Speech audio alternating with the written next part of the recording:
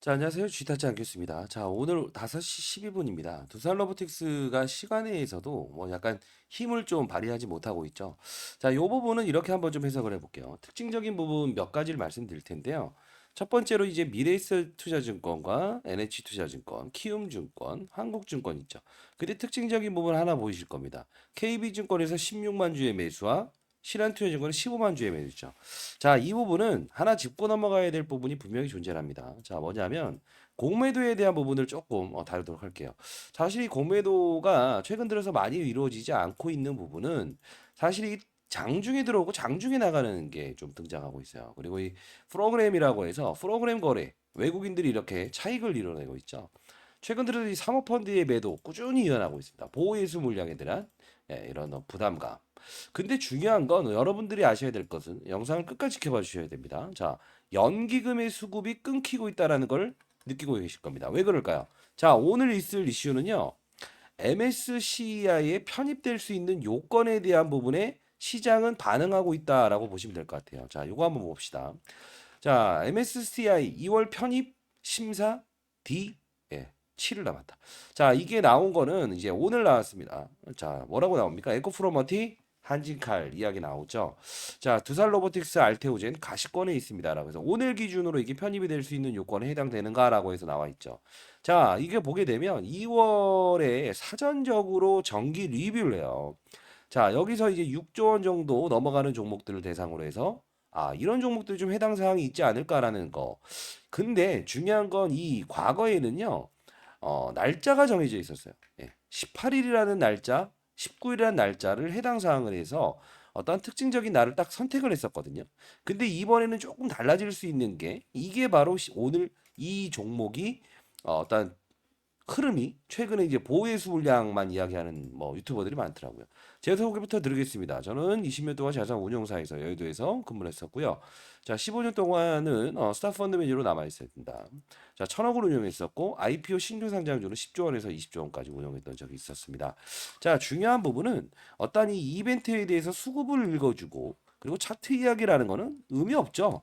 가장 중요한 건 주가가 오르기 위한 요소에 맞아요. 사전적인 근거를 제시하는 게 중요한 거라고 봐요. 자, 예를 들면 안 그래도 오늘 기관 IR을 좀 참석을 했었는데요.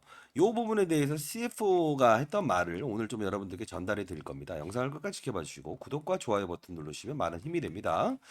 자, 일단은 이 부분 다룰 때 왜 상장을 처음에 했을 때 요런 상승을 보였고 그리고 반이 훼손됐는데 이런 상승을 보였고 왜 이런 보호예수 물량을 두 번 겪죠. 또 한 번 더 겪죠. 이때 이 남은 물량에 대해서 사모펀드나 이런 연기금에 대한 부분은 꾸준히 매수가 들어오는데 왜 사모펀드 형식은 매도를 할까? 이거 혹시 궁금하지 않으십니까? 수익이 났음에도 불구하고 왜 연기금들은 차익하지 않고 있다가 최근 들어서 물량을 줄이고 있을까? 궁금하지 않으십니까? 자, 말씀드릴게요. 첫 번째, 사모펀드라고 하는 거는 소수의 사람들이 모여서 만든 펀드라고 보시면 됩니다. 자, 그러면 어떻게 할까요? 수익 주식을요. 싸게 사서 비싸게 파는 게 일단 원칙입니다. 그쵸? 근데 연기금이 뭐예요? 여러분들이 이제 국민연금이나 이런 걸 가입하죠. 그러면 이들은 사실 각각에 대한 종목에 투자할 수 없다고요. 그러면 코스피, 자, 대한민국의 시장에 투자하는 이 연기금, 펀드 같은 경우에는 어떻게 되냐면 각 자문사에 위탁을 해요. 예를 들어 한 20조가 있는 국민연금 자금이 있다. 자, 니네 A사, B사 자문사에 한번 위탁을 해볼게. 니네가 한번 어떻게 할 거야? 하는 거예요. 그럼 성적이 좋은 애들한테 내년에 다시 나머지 물량들을 돈을 다 밀어주는 구조입니다. 결국은 뭐냐면 연기금의 성질을 이해하는 것보다는 그들 자본사들도 얘에 대한 부분을 MSCI에 편입될 수 있는 요건에 해당되는가에 초점을 맞추고 있다는 거죠. 그러면 이들의 의도는 뭘까요? 편입되게 되면 그 전까지 맞춰야 될 부분이 하나 뭐요? 거래량이죠. 거래량 기준을 맞춰야 되죠. 왜요? 지금 두산의 지분이 많잖아요. 유통지수가 많지 않잖아요. 2번은요. 몸집이죠. 그 몸집은 뭐라고 했어요? 예, 맞아요. 이 몸집은 너무 커서도 안 되고 너무 작아서도 안 된다라는 거죠. 그 기준의 룰에 대해서는 지금 해당 사항은 존재해요. 뭐냐면 상장을 했었던 가격의 400% 이상을 넘게 되게 되면 얼마? 뭐라고 했죠? 예. 몸집이 너무 무거워서 강호동은 우리가 채택하지 않을게. 이런 뜻이라고 하는 거예요. 즉 MSCI, 자 지금은 코스피 주식에 편입되어 있죠. MSCI는 뭐라고 했으면 모건 스탠리 캐피탈 인덱스. 이거 뭐냐면 쉽게 말해서 선진국 시장과 이머징 마켓을 구분합니다. 그러면 코스피 200이라는 거 들어보셨어요? 야, 코스피 200은 뭡니까? 국내 펀드 매니저들이 코스피에 있는 200 종목을 모두 관찰할 수 없다 이겁니다. 그러면 어떻게 할까요? 대표적인 상징성에 있는 종목들을 거래를 하면서 자, 시장이 오를 것 같으면 코스피 시장을 들어올 것 같으면 얘도 편입을 하세요. 빠지게 할 거면 얘도 빠지게 하세요. 이 논리라고요. 이게 심플한 논리예요. 근데 중요한 건 MSCI는 국가에 투자한다는 거잖아요. 이머징 마켓, 신흥국. 우리나라는 신흥국입니다. 그리고 베트남, 예를 들면 뭐가 있을까요? 인도네시아도 마찬가지고요. 자, 그러면 이때 글로벌 펀드 매니저들이 야, 그러면 한국 시장이나 신흥국에 투자해 볼까? 아니면 선진국에 투자해 볼까? 이걸 나눈 거예요. 그러면 얘네들의 의도는 뭘까요? 편입을 하고 싶어 할까요? 편입하지 않으려고 할까요? 편입하고 싶어 하겠죠. 왜요? 패시브 자금이라는 거는 강한 기계 힘으로 유입이 되는 거예요. 자, 생각을 해봅시다. 200개 있는 종목도 국내 펀드 매니저들이 모든 종목을 관리할 수 없으니 묶어놓은 거죠. 글로벌 투자자들 어때요? 한국 증시에 투자하는데 어떻게 하나하나 다 고릅니까? 그러다 보니 기계의 룰에 의해서 접근을 한다는 거죠. 자, 이 얘기를 꺼내는 이유가 뭡니까? 물론 두산 로보틱스에 대한 협동 로봇 시장에 대한 어떤 기대감, 성장에 대한 기대감, 그리고 대표이사가 테슬라의 일론 머스크를 추종하겠습니다라는 자율주행 로봇에 대한 성장성에 대한 포부 다 좋습니다. 중요한 건 뭡니까? 공시사항을 읽어주고 몇 주 남았다 일러주고 이게 무슨 의미죠? 이런 수급들은요 블럭딜 방식으로도 충분히 가능한 거예요. 쉽게 말하면 장중, 장후, 그다음 뭐죠? 장전. 이렇게 해서 블럭딜로 가능한 물량들은 지금 많지 않아요. 그러면 우리가 이제 시장을 바라볼 때 두산 로보틱스를 바라볼 때 어떤 관념을 생겨야 됩니까? 차트 읽어주기 중요한 겁니까? 아니면 수급이 몇 주가 남았다라는 게 중요한 겁니까? 성장성에 대한 분석이 중요한 겁니까? 아니죠. CES에서 한다? 중요한 겁니까? 이벤트 아니에요. 우리는 이벤트가 다가서기 전까지에 대한 부분은 기대감이라는 표현을 충분히 합니다. 근데 지금 얘네들이 지금 하고 싶어 하는 건 뭐죠? MSCI라고 하는 선진국 지수, 후진국 지수, 신흥국 지수에 대한 펀드 자금의 유입을 기다리는 거죠. 그럼 뭡니까? 주가를 충분히 이 날짜에 맞춰서 18일, 19일까지는 뭐죠? 이 보호회수 물량을 어느 정도 거래량을 등장시키는 거죠. 왜요? 거래량 부족 때문에 탈락을 할 수 있다고요. 자, 조금 더 쉽게 말씀드리면 강호동은 받아들일 수 없다. 이만기는 받아들이겠다 이겁니다.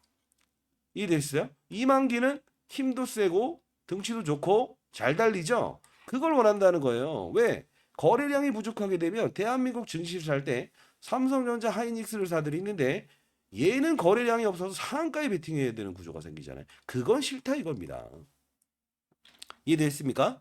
자, 그런 구조를 가지고 간다고 한다면 지금 보호회수라는 부분의 주가 훼손 부분은 쉽게 말해서 아까 말씀드렸던 창구에 대한 부분의 불법적인 공매도가 장중에 들어오고 장중에 나가는 이런 수급들이 좀 이어지는 부분이 있고 그리고 뭐죠?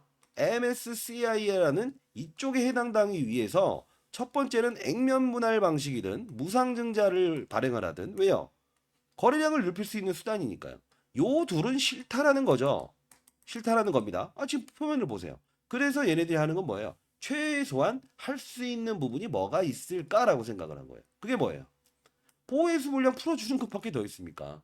연기금도 계속 사들이지 못하는 이유 뭐죠?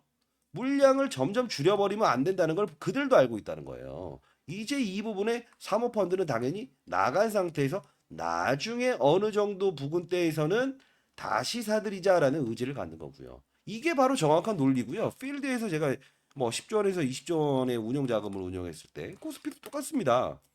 이 부분을 모른 상태에서 접근하면서 계속 수급 읽어주기나 차트 이어가기, 기업에 대한 설명 이런 부분을 논하는 거는 이때 하는 게 맞죠. 왜요? 미국에 있는 어떤 우리가 협동 로봇 시장의 대표적인 산업군들이 있잖아요. 사실 이 종목이 두산 로보틱스만 올랐냐? No. 뭐죠? 글로벌 전 세계적으로요. 사실 이 협동 로봇 시장에 대한 성장감과 그리고 이제 뭐 고스트 로보틱스도 이제 뭐 이제 LIG 넥슨에서 인수를 했고, 그리고 미국에 상장돼 있는 이런 자율주행 로봇 관련주들은 고공행진을 하고 있다는 겁니다. 그 모든 산업군들이 움직였기 때문에 얘도 이런, 예 맞아요, 보호예술을 소화시키면서 갈 수 있는 것이지, 그게 아닌 상태에서 무조건 위로 갔다라는 건 의미가 없다는 겁니다. 논리를 알고 시장과 산업과 업종을, 예, 파악을 한 상태에서 얘를 픽하는 절차에 대한 부분 여러분 잘하셨습니다. 근데 중요한 건 뭐죠? 근거 없는 상승에 대한 부분에 맞췄다라는 논리는 존재하지 않는다라는 겁니다. 제가 이 두산 로보틱스를 사실 몇 번 찍어드리진 않았지만 타점에 대한 부분은 정확히 일러드렸던 이유는 뭡니까? 맞아요. 목표가라는 건 누가 제시한다고 했죠? 시장이 제시한다. 그 시장에 대한 룰을 따르자라는 거죠. 자, 제롬 파월이 금리 인상하고 금리 인하에 따라 시장의 변동성을 느끼죠. 산업은 뭡니까? 맞아요. 로봇 산업, 반도체 산업, 바이오 산업, 항상 그 산업군들이 움직였을 때 그 종목들도 힘을 받아서 올라갈 수 있는 건 여러분들이 더 잘 아실 겁니다. 아닙니까? 그쵸? 반도체 분위기가 안 좋고 바이오 분위기가 안 좋은데 오를 수 있습니까? 환경이 안 좋은데 업종이 있을 수 있습니까? 없습니다. 자, 대표적으로 제롬 파월 금리 동결하면서 바이오 업종이 이렇게 움직이고, 또 하나의, 예, 고금리의 부담을 느끼는 바이오 종목들이 움직일 수 있는 상승의 트리거. 이게 바로 시장의 논리를 제시하는 게 가장 합당한 어떤 유튜버가 가져야 될 자세가 아닙니까? 전 유튜버는 아닙니다. 자, 중요한 부분은 하도 남발하는 이런 영상들과 말도 안 되는 이야기들이 오고 가는 거에 대한 부분에 경각심을 날리기 위해서 영상 찍고 있습니다. 자, 그러면 여러분들 패시브 자금에 대해서는 알고 계십니까? 코스피 200의 지수에 대해서 상승을 하는데 더 크게 상승하는 힘, 빠지게 할 때 더 빠지게 하는 힘, 반등을 주는 힘, 차익을 주는 힘, 이 힘에 대한 구조를 알고 계십니까? 자, 모르시고 계신다고 한다면 일단은 우리가 3월에 있을, 그리고 2월에 있을 사전, 리뷰, 그리고 3월에 편입되는 요건, 이런 부분들을 따진 상태에서 강한 힘이 등장했을 때 더 큰 힘을 등장시킬 수 있는가, 차익을 이뤄내고 있는가, 이 패시브 자금의 룰만 이해하시기 바랍니다. 자, 제가 이건 말씀드릴 수 있는 건 10조 원에서 20조 원을 운용하면서요, 이 패시브 자금은 제가 기계의 룰입니다. 퍼센트지와 거래량의 기준입니다. 요건 제가 10년 전에 만들었고요. 앞으로 2년 동안도 이 룰을 따를 겁니다. 지금 제가 2년 전에 이제 펀드 매니저를 은퇴하고 지금 이제 경제연구소를 만들어서 금융권 세미나 30조 넘는 자금의 국채과제부터 시작해서 뭐 금, 은, 광물, 국채부터 시작해서 글로벌 투자 전략을 제가 제시하는 역할을 하고 있어요. 세미나도 하고 있고요. 근데 가장 중요한 건 근거 없는 이야기가 너무 여러분들이 뭐 그것 때문에 힘들어 하시는 것 같아요. 중요한 건 딱 하나 말씀드리겠습니다. 매도는 할 때는 해야 된다. 금지라는 건 없다. 다만 매수도 할 때 해야 되는 게 맞다.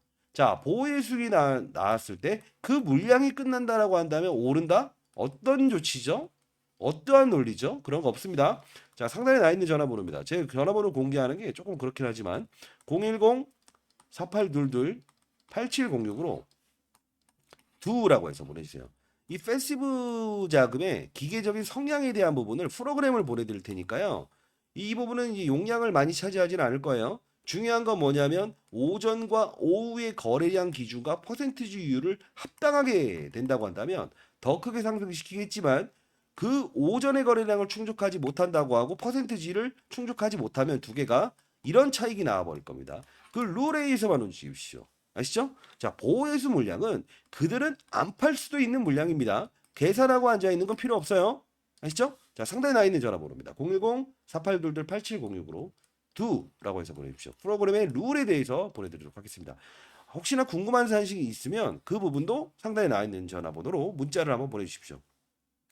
필드에서 있었던 펀드 매니저들은 어떻게 이 종목을 바라보고 기계의 룰은 감정을 배제한 프로그램은 어떻게 앞으로 움직일 건지에 대한 부분을 여러분들은 반드시 인식하셨으면 좋겠습니다.